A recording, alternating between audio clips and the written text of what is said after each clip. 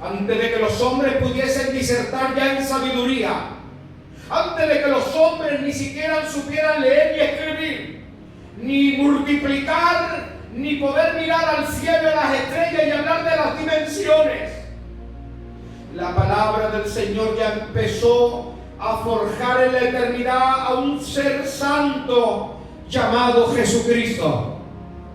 Colosenses capítulo 2 verso 17 dice allí la Biblia, la palabra de Dios: todo lo cual es sombra de lo que había de venir, pero el cuerpo es Cristo. Todo lo cual es sombra de lo que ha de venir. Y aquí está hablando de que ya había un tipo creado, un diseño creado, un molde creado antes de que viniera lo perfecto, lo exacto, el cuerpo, no la sombra, la realidad y no un simbolismo. Dice la Biblia, el cual es Cristo. La Biblia está expresando el apóstol Pablo en los Colosenses y hablando y derrochando sabiduría y elocuencia y emanando de él una iluminación, no revelación. Algo que todavía estaba oculto, que no se había dado a los hombres a revelar ni a conocer, ni a Abraham, ni a Isaac, ni a Jacob, ni a ninguno de los profetas, ni patriarcas, ni religiones. Nadie había conocido el misterio oculto antes de la fundación del mundo. Pero el apóstol Pablo dice: a mí me escogió Dios. Yo que soy el último como un abortivo, a Dios le plació revelar a través de mí los misterios ocultos por medio de la revelación, iluminando mi conocimiento para poder expresar lo que estaba oculto. Y se ha revelado en este tiempo a los hombres. Por lo cual, todo lo que había antes de que viniera Cristo era una semejanza o simbolismo de lo que tenía que aparecer o ocurrir. Estos textos que hemos leído implica que el Antiguo Testamento de alguna manera era una figura de la realidad, de la esencia, de la naturaleza de quién era el que tenía que venir. Ya estaba dando luces, estaba abriendo ventanas, estaba recorriendo velos, estábamos mirando como por un espejo oscuramente lo que se tenía que manifestar, lo que se tenía que revelar. ¿Dónde? ¿Cuándo y cómo? Se tenía que revelar por medio de Isaías 9:6, Isaías 7:14, un niño nos es nacido, un niño nos es dado, y el principado sobre sus hombros, y la potestad, la autoridad y la gloria, el gobierno, él regirá, él dominará, él se entregará el poder por medio de Cristo. Y todo esto se iba a revelar por medio del nuevo pacto. El nuevo pacto en la persona de nuestro Señor Jesucristo, que iba a abolir el nuevo pacto para dejar la sombra para que aparezca el cuerpo, para que aparezca la persona, para que aparezca su naturaleza andando entre los hombres. Una vez dicho esto, tenemos que decir que el Antiguo Testamento establece un marco o un tipo de lo que tenía que venir por medio de la ley que se nos reveló. La ley o el antiguo pacto es una revelación paulatina de lo que tenía que venir, de la gloria que tenía que manifestarse, de lo que se tenía que revelar. Pues ya saben ustedes que el antiguo pacto, la ley, lo que era el Deuteronomio, Levíticos, Éxodo, en el Génesis, empieza a elaborarse por revelación de lo que tenía que crearse, que era un tabernáculo, por medio de rituales, por medio de simbolismo, por medio de cortinas, por medio de estacas, por medio, hermano mío, de los sacrificios de los animales. Todo era figura y sombra de lo que tenía que venir. Pero la verdad que tenía que venir y revelarse en medio de nosotros se llama Jesucristo. Cristo, en quien se encuentra el cumplimiento de la sombra, es decir, la persona, la revelación de la salvación se manifiesta única y exclusivamente en la persona de Cristo. La palabra de Dios nos dice en Hebreos 10:1, y porque la ley tenía la sombra de los bienes venideros, no la imagen misma de las cosas, las cuales nunca pueden por ellas mismas y por un mismo sacrificio que se hace perfeccionar. ¿Para qué? Para acercarnos o para aceptar la validez completa de la redención. Es precioso cómo la ley era una sombra de los bienes venideros. No, era solamente una representación que nos decía: vienen bienes, viene mucha gloria, viene mucha bendición, viene algo grande. Estaba anunciando unos bienes que tenía que venir. La ley estaba proclamando y enseñando los bienes venideros. Es decir, estaba hablando de la sustancia que tenía que venir, la cual era Jesucristo, la imagen misma del Dios Padre revelado en nuestro Señor Jesucristo. Hebreos 8:5 dice la palabra del Señor: a los cuales sirven, a los que son figura de la sombra de las cosas celestiales que iban a erigir el tabernáculo, diciendo: mirad, haz todas las cosas conforme al modelo exacto que se te ha mostrado en el monte. Allí estaba diciendo la palabra de Dios en el capítulo 8, verso 5, que a Moisés se le llevó a una montaña, y estando en esa montaña tuvo unas visiones, y estando en esas visiones se le muestra un tabernáculo con atrio santo, santísimo, y con todo lo que son los utensilios de los que iba a necesitar el sacerdote para poder elaborar, ejercer, ministrar, quemar incienso, sacrificar el cordero, poner el arca, poner el pacto, la mesa, poner el candelabro y todo lo que había dentro del tabernáculo. Y se le dice a Moisés: cuídate de hacer todas las cosas como te se ha mostrado. La enseñanza de la palabra de aquí es muy meticulosa, por el hecho de que todo lo que se iba a meter en el tabernáculo era imprescindible que se hiciese con mucho detalle, porque todas las cosas allí elaboradas, hechas a oro, hechas a piedra, hechas a madera de acacia, revestida de oro, las cortinas y todo lo que era el utensilio iba a representar, simbolizando los bienes venideros que hemos leído en el 10:1. La sombra de los bienes venideros iban a ser expresadas por medio de todo lo que iba a construir Moisés. Gloria a Dios. Digan aleluya. Aleluya. Y sigue diciendo la palabra de Dios desde el verso, hemos leído el verso 5, pero si retrocedemos en el 8 de Hebreos, hemos visto que hay una manera o un mediador de un mejor pacto, el cual es Cristo. Ahora bien, el punto principal de lo que venimos diciendo es que tenemos tal sumo sacerdote, el cual se sentó a la diestra del trono de la majestad en los cielos, ministro del santuario y de aquel verdadero tabernáculo que levantó el Señor y no los hombres. Porque todo sumo sacerdote está constituido para presentar ofrendas y sacrificios, por lo cual es necesario también que éste tenga algo que ofrecer. Así que si estuviese sobre la tierra,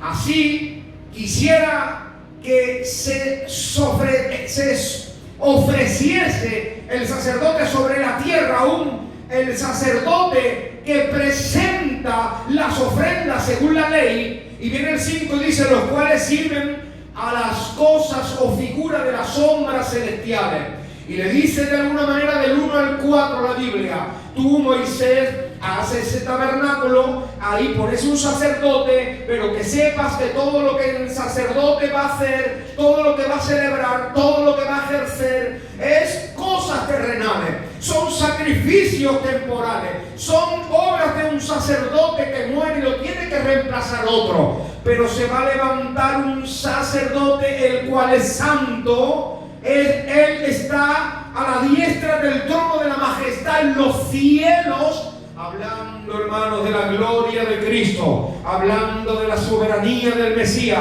Ahora bien, una vez hemos visto esto, vamos a ver un tipo de Jesucristo que hay muy hermoso en el arca. La palabra del Señor nos ha dicho, nos ha enseñado que todo lo que hay en el tabernáculo, todos los utensilios, todo lo que son las cosas construidas que hay dentro de ese lugar, está representando y simbolizando lo viene venidero, el cual era Cristo. Pero vamos a pararlo en uno de los bienes que hay, para mí uno de los más valores dentro del lugar santísimo, y os va a sonar mucho esto, y es el arca de la alianza o la arca del pacto. Y dentro de ese arca de la alianza o del pacto, allí había algo muy importante, y es que había un llamado propiciatorio. ¿Qué era el propiciatorio, hermanos? Era una cubierta de oro, una tapa que sus medidas eran de 2 codos y medio de ancho y codo y medio, hermano mío, de alto. Y dice la palabra del Señor que ese iba a representar uno de los símbolos más gloriosos que hay dentro del tabernáculo y dentro del lugar santísimo. Allí en Éxodo capítulo 37:6 empieza a hablar de todas las medidas que tiene el arca, y empieza a hablar de todas las medidas que tiene el lugar santísimo. Pero cuando llega, hermanos míos, al verso 6, esta cubierta, hermanos míos, de oro puro, esa cubierta que se pone sobre el lugar donde se tenía que tapar para que no hubiese directamente una visión del hombre que sacrificaba con lo que había dentro, ese lugar que estaba protegiendo o cubriendo las tablas que Dios le había dado a Moisés. Pues esta cubierta que estaba sobre este lugar significaba literalmente en hebreo cubierta de sangre. En hebreo significaba el propiciatorio cubierta de sangre. Y eso lo entendemos, lo comprendemos, porque sobre ese propiciatorio o esa tapa de oro que se ponía ahí para tapar la ley, sobre esa se vertía sangre de un cordero puro, limpio y sin mancha.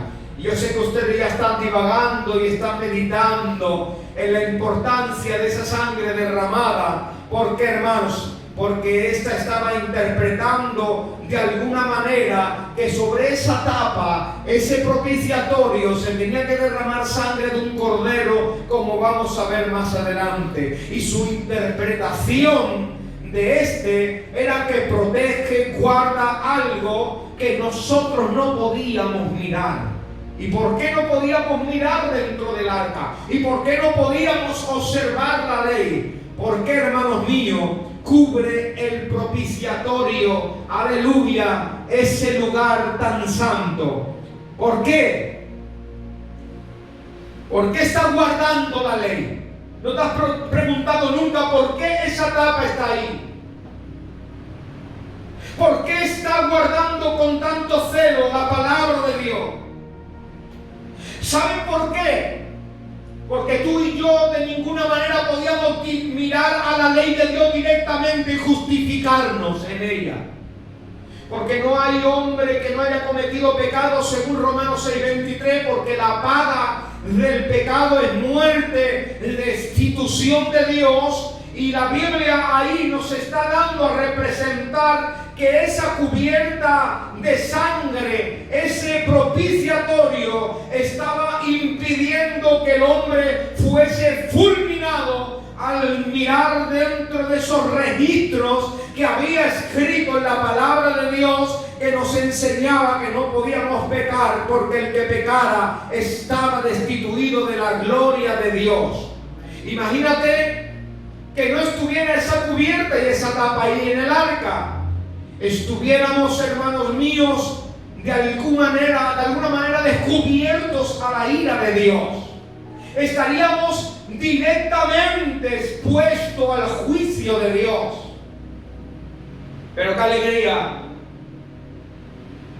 que a la misma vez que ese propiciatorio está tapando para que no salga lo que son, hemos dicho, los registros que hay en la ley de Dios para fulminarnos, esa cubierta de sangre, esa tapa que está ahí, está representando la divina persona de Jesucristo, el cual está directamente mirando a la ley de Dios, pero a la misma vez también está mirándonos a nosotros. Ese está puesto entre medio de la ley y está puesto entre medio de nosotros. Ese propiciatorio está dividiendo la ley y está mirándonos a nosotros. Ese propiciatorio está dándole la mano a Dios y nos está dando la mano a nosotros.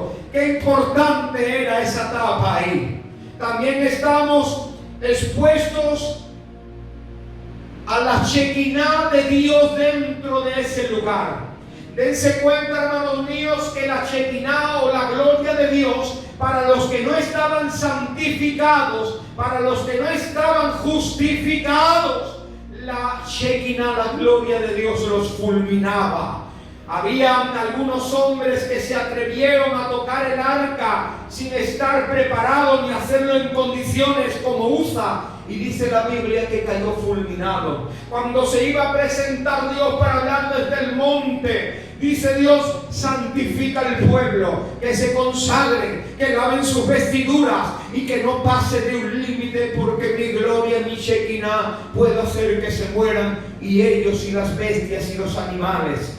Por lo tanto, hemos visto que la gloria de Dios, esa Shekinah, estaba ahí también de alguna manera. Esos ángeles que estaban a la derecha y a la izquierda, ese glorioso manifestar de la unción, del poder de Dios, estaba allí. Gloria al nombre del Señor. Nosotros no podíamos entrar por méritos, nosotros no podíamos estar por nuestras obras, pero la palabra de Dios nos dice que Jesús sí pudo estar, que Él sí estuvo allí. Por lo tanto, hay una importancia de que entre la ley y los hombres esté esta cubierta que estaba separándonos de Dios, para que no se ejecutase los registros que había en la ley de Dios. Ahora bien, considerando esto, tenemos que decir que esta tapa es uno de los símbolos más gloriosos, importante dentro del tabernáculo, por el hecho de que estar dentro del tabernáculo representa que Jesús entró en la misma gloria de Dios. Aleluya, como nos dice la palabra de Dios, que dice en Timoteo, en el capítulo 2, verso 5 de primera de Timoteo, dice allí la Biblia que puesto el propiciatorio de este mandamiento, pues el propiciatorio de este mandamiento es el amor nacido de corazón limpio y de buena conciencia, de fe no fingida. Pues este es de alguna manera el propiciatorio llamado Jesucristo. Él es la propiciación, como vamos a ver más adelante, por nuestros pecados. Él se ofreció como propiciación para salvar y redimir a la humanidad. Él es, y vemos a Jesús como un mediador entre Dios y los hombres. Tú no podías entrar allí, yo no podía entrar allí, pero Cristo se ofreció para entrar. Él se expuso Cuando dice la Biblia que sobre Él cargó todas las consecuencias del pecado, es porque Él dijo: yo entraré. Y Él entró, hermanos. Y vemos como dice la Biblia y la palabra de Dios, que Jesús de alguna manera entró y recibió el castigo para que nosotros recibiésemos la paz. Nos muestra la palabra de Dios que es nuestra propiciación. En primera de Juan nos dice la palabra del Señor allí algo también muy hermoso en el capítulo 2 verso 2. Y Él es, como hemos dicho antes, la propiciación por nuestros pecados. Y no solamente por los nuestros, sino también por los de todo el mundo. ¿Te suena este versículo de la Biblia que dice: de tal manera amó Dios al mundo, que entregó a su Hijo unigénito, para que todo aquel que en Él crea no se pierda, mas tenga vida eterna? ¿Te suena? Pues el mismo que escribió ese capítulo 3:16, Juan, aquí él está también expresando: Él es la propiciación por nuestros pecados. Él es la tapa que cubría la ley y era sobre el que se vertía la sangre. Él es la cubierta de oro que estaba puesta en el arca de la alianza. Él es la sangre que se vertió para perdón de nuestros pecados. Él es el que pagó el alto precio para redimirnos a nosotros. Y sigue diciendo Romanos 3:25, algo muy hermoso que hay aquí. Y dice la palabra del Señor: a quien Dios puso como propiciación por medio de la fe en su sangre, para manifestar su justicia a causa de haber pasado por alto en su paciencia los pecados pasados. Por lo tanto, a Dios le plació de que Él, su Hijo Jesucristo, fuese el propiciatorio, el cual Dios haría justicia a causa de haber pasado los pecados de los hombres y de las mujeres por alto, para que un día podamos acercarnos, como dice la Biblia, al trono de la gracia con confianza, pues está a la diestra de la majestad de las alturas Jesucristo, el cual intercede por nosotros con gemidos indecibles. Este propiciatorio o cubierta también se le conoce por el asiento de la misericordia. El asiento de la misericordia es donde vienes y descansas. El asiento del descanso donde vienes a Cristo y le entregas tu carga. El asiento de la misericordia donde le dices: no puedo más, ayúdame a salir del pecado en el que me encuentro. Y allí encuentras la misericordia y el descanso que Dios ha proveído para el hombre y para la mujer que necesita a Dios. Creo que esta es la mejor definición de este arca, hermanos míos. El asiento de la misericordia, donde llegan todos los cansados y trabajados, que están cansados de deambular de aquí y allí sin encontrar reposo en el corazón.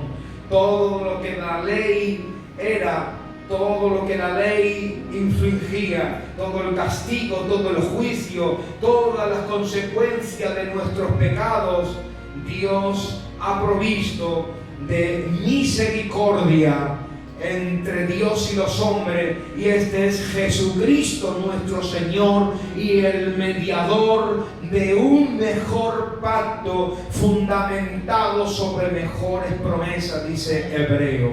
Por lo tanto, David, que era profeta, él también visionó y se le reveló de que un día, ya que él tuvo en su corazón también el mismo pecado que muchos de los que estamos aquí, un sinsabor en su alma, y él expresa en el Salmo 32, 1 y 2, y dice allí que él da reposo y él da descanso por medio de esa propiciación que Dios hizo amén, en su misericordia.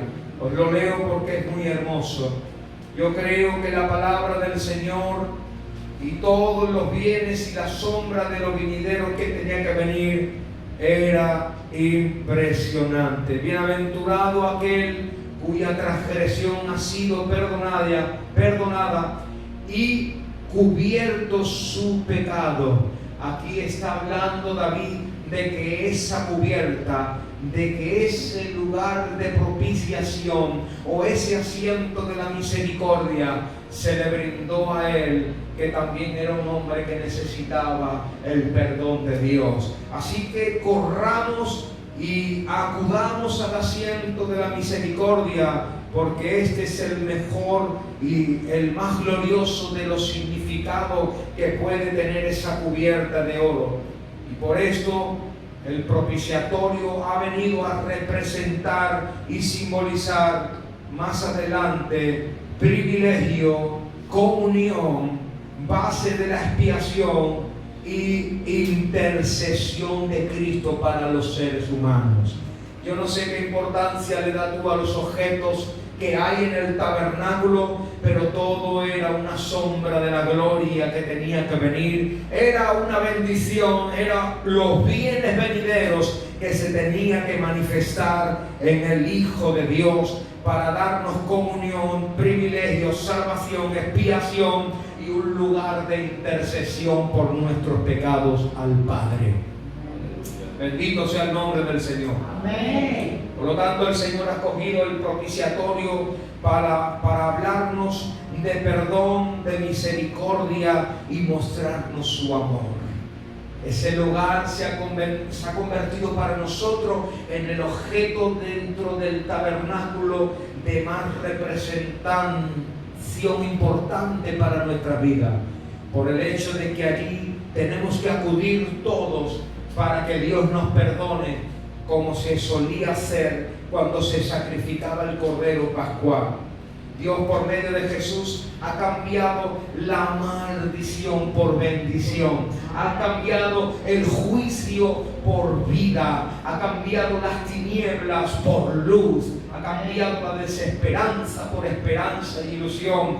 Ahora Dios ha ofrecido a ese santo ser que nació de una mujer llamada María, para que en Él viésemos la luz, para que Él fuese el que nos dirigiese hacia la salvación. Y su sangre ha sido derramada sobre ese propiciatorio, y más que un propiciatorio de piedra, aunque hay algo muy curioso que se ha descubierto por Juan Guañar y algo así, amén, que la sangre del Gólgota cayó allí, puede ser, pero lo más glorioso que encontramos en este simbolismo, representación en el Antiguo Testamento, es que ese tabernáculo y ese arca de la alianza, dice la Biblia, que estaba cubierta la madera de acacia con oro. Esa madera de acacia representa la madera, hermanos míos, siempre la humanidad y la carnalidad. Pero dice la palabra de Dios que fue cubierta de oro puro. Y esto me habla de algo muy glorioso, y es que tu humanidad y mi humanidad fue cubierta con la divinidad de Dios. Y cuando vamos al Gólgota, allí se cumple esa figura de ver una cruz de madera, pero que ahora no está cubierta con oro, sino que está cubierta con la sangre de Jesucristo. Allí se acabó la humanidad, allí se acabó la maldición, allí se abolió, hermanos míos, las consecuencias de la ley para enjuiciarnos, porque ahora ya Dios no está viendo la maldición de la cruz y del pecado, sino que está viendo una cruz manchada en sangre, y es la sangre de su Hijo Jesucristo, que se ha puesto como propiciatorio desde ese patículo, desde ahí colgado en el madero. Está diciendo: Padre, yo soy el propiciatorio, yo soy el asiento de la misericordia, yo soy el nuevo pacto en mi sangre, perdónalos. Y Él lanzó el grito culminando la obra redentora representativa que estaba desde tiempos antiguos, escrito en el Antiguo Testamento por el asiento de la misericordia o el propiciatorio, y él gritó: Padre, perdónalos. Y allí, como el sacerdote cuando entraba al lugar santísimo y sobre el arca, allí estaba el propiciatorio, echaba la sangre del cordero, él mismo dice: entró por el velo de su carne y su sangre derramada al lugar santísimo, y allí derramó su sangre, y el Padre vio la sangre y quedó satisfecha la demanda y quedó cumplida la exigencia de la ley, que sin derramamiento de sangre no hay remisión y perdón de los pecados. Por lo tanto, estamos viendo por un lado al Cordero que se sacrifica, estamos viendo, hermanos míos, la cruz bañada en sangre, salvándonos de nuestros pecados, y el Padre dando el visto bueno y diciendo: acepto ese sacrificio, y de una vez para siempre la sangre del Cordero de mi Hijo, que yo mismo he ofrecido como propiciatorio, amén, queda satisfecho por los siglos, por un sacerdote, como hemos leído, que entró una vez para siempre y quedó satisfecha en la demanda de la sangre que tenía que ser derramada por nuestros pecados. Por lo tanto, cuando tú recuerdes y leas en el Éxodo 37 la construcción del tabernáculo y del arca y del pacto y del propiciatorio, acuérdate que eso fue hecho y eso fue construido representando a aquel que tenía que venir, que era la persona de nuestro Señor. Qué bonita es la palabra de Dios. Qué hermosas son las escrituras cuando se entiende y se comprende. No hay nada en la Biblia que esté escrito por casualidad. No hay nada en la Biblia que esté puesto por error. No hay nada en la palabra de Dios que esté puesto al azar. Todo está tan meticulosamente escrito y diseñado y elaborado. Las medidas, las tablas, los pesos, el revestimiento y cada utensilio, para que tú en ello te recrees, viendo que todo lo que hay escrito, los salmos, los profetas, la ley y todos los escritos, ahí estaba impregnada la persona de nuestro Señor. Amén. Para que tú un día como hoy, como yo, estemos escuchando esta palabra que nos está hablando de que el Señor, por la misericordia que el Padre ha tenido, nos ha perdonado y nos ha redimido. Y hoy estamos aquí hablando ya no de las sombras, sino de los bienes que ya están aquí, los que tenían que venir, que tú y yo lo estamos disfrutando en este lugar, y podemos decir: gracias, porque nos has hecho copartícipe de estos bienes venideros. Cierra tus ojos un momento ahí conmigo y dale gracias al Señor y alaba el nombre del Señor, porque te ha llegado la revelación de su palabra, de su misericordia en nuestras vidas. Alabo a Dios por ello y adoro a Dios por ello, porque se nos ha dado el honor y el privilegio de poder haber descifrado estas cosas que estaban ocultas desde antes de la fundación del mundo, porque así te ha placido a ti, Padre, revelárselo a los pequeños, aquellos que no indagaron ni tuvieron sabiduría suficiente para poder comprender estas grandes revelaciones. Yo te alabo por ello, porque así te ha placido a ti, Padre, mostrarnos la gloria y los bienes venideros para nosotros, para nosotros. Gloria a tu nombre, mi alma te alaba. Bendito sea el Señor. Aleluya, aleluya. No sé si hay alguien que tenga en su corazón el dar gracias a Dios por esta palabra. Si tú lo sientes de dar gracias a Dios por la palabra, ponte en pie y dale gracias a Dios. Aleluya, aleluya, aleluya.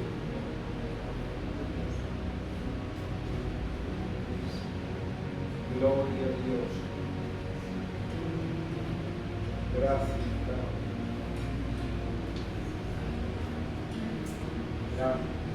Gracias, Padre eterno, por esta maravillosa palabra, Señor, que has traído a través de tu siervo. Gracias, Señor, porque hemos escuchado tu voz, Señor.